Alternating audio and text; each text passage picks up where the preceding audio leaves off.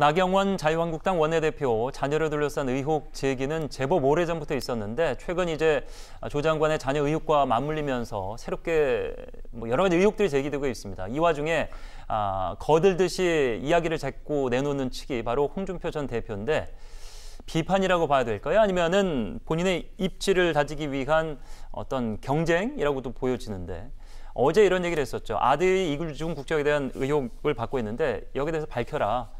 언급할 생각이 없다. 어제 이렇게 얘기를 했었죠. 결국에는 이제 민경욱 자유한국당 의원이 내부 총질이다. 이런 표현은 자주 써오고 있습니다. 당내 인사들에 대한 서로 싸움을 좀 자제하자. 이렇게 좋게 해석하면 이렇게 볼 수도 있겠는데 살짝 삐친 듯이 이렇게 또 얘기를 했죠. 내부 총질이라고. 그러니 탄핵당하고 무시당하지. 당에 대한 한마디도 안 하겠다. 이제 잘 대처해 보시라. 쉽지 않을 것이다. 이렇게 감정 섞인 얘기를 했습니다. 오늘 그런데 나경원 원내대표와 홍준표 전 대표의 분위기가 조금 달라졌습니다.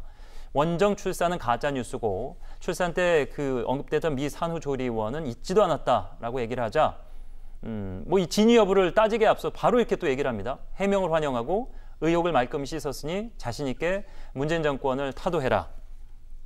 결국에는 이제 홍준표 대표 역시 보수로서 현 시점에서 굳이 돌아간다고 하면 이제 한국당밖에 없는 상황이니까 밥그릇을 아예 차버릴 수는 없는데 현 지도부에 대한 불만을 어떻게든 표출하고 싶고 이렇게 해석을 해야 됩니까? 그렇죠. 정치인들의 메시지는 메시지 내용만 가지고 분석을 하면 답을 못 찾을 때가 많습니다. 예. 그 메시지를 전달하는 메신저의 성격을 보면 답이 금방 나올 때가 있는 거거든요. 예. 나경원 원내대표의 이런저런 의혹은 아마 미국에 있는 여성 커뮤니티에서 이런 얘기가 나온 것 같아요. 그걸 홍준표 전 대표가 알고 이 점에 약한 거구나 싶어서 당 지도부를 향해 비판을 하다 보니까 민경욱 전 대변인이 강하게 비판하는 이런 모양새인데 네.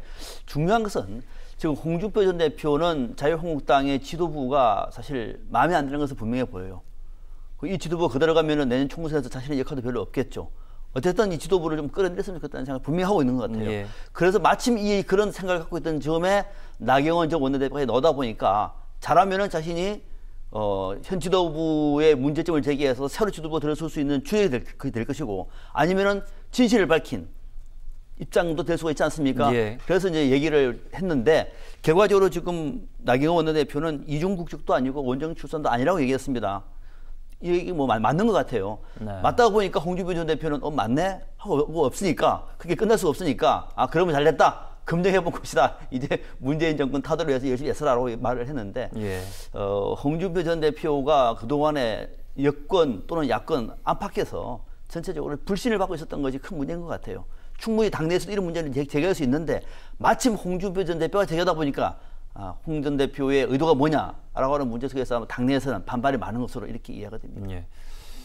불신의 그 배경에는 이렇게 어떻게 보면 좀 가벼운 듯한 처신과 언사가 포함이 됐지 않을까 이런 생각도 해보는데 현재 한국당 상황에서 한국당 내부에서는 실질적으로 이제 대놓고 황교안 대표나 나경원 원내대표에 대한 비판이나 불만을 얘기하는 사람은 없습니다. 사실상 당의 공천권은 그 무렵에 당 대표가 갖기 마련이고 여기에 조금 더 도움을 주거나 의견을 첨부하는 것이 원내대표라고 본다면은 그러니까 홍준표 대표와 당내에 있는 다른 친박계 인사들의 차이는 당내에 지금 있느냐 당 밖으로 밀려나 있느냐 이 정도 차이인 것 같습니다. 네, 홍준표 전 대표 입장에서는 계속해서 황교안 대표나 나경원 원내대표에게 뭔가 딴지를 거는 분명한 이유가 있습니다. 다음 국회의원 경선에서 나를 컷오프 시키지 말라는 겁니다. 컷오프가 제일 무서운 거거든요. 홍준표 전 대표는 인지도가 충분하기 때문에 경선에 들어가게 된다면 그 지역에 누구와 붙어도 내가 최종적으로 한국당의 국회의원 후보가 될 수 있다는 자신감을 가지고 있어요. 그런데 당대표가 인위적으로 이 사람은 부적절한 사람이다. 공천에서 배제시켜버리면 경선에서 붙을 수 있는 그 기회조차 사라지거든요. 근데 그렇다고 해서 당대표에게 잘 보이는 게 공천을 받을 수 있는 길이 아니라 홍 전 대표 입장에서는 계속적으로 이 보수 진영 내에서 자신의 존재감을 부각시키고요. 지금의 지도부와 대립각을 세우게 되면 지도부가 홍준표 전 대표를 컷오프 시키는 게 상당히 부담스러워질 수 있습니다.